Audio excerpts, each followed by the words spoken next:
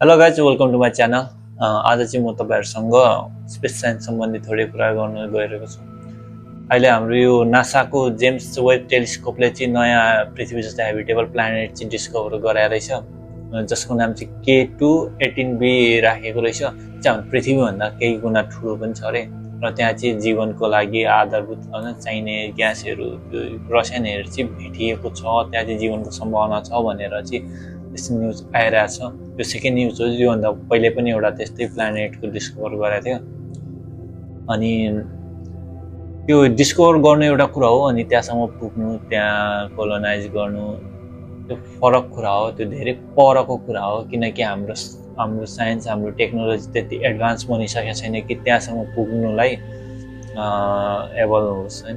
किनकि आजसम्म हाम्रो टेक्नोलोजी, हाम्रो साइन्स, हाम्रो यो सोलर सिस्टमलाई पनि कटेर जानु सकेको छैन। र त्यो भनेको त हाम्रो ग्यालेक्सीमा रहेको एउटा सूर्यको एउटा ताराको सिस्टममा पुग्नु हो, जुन चाहिँ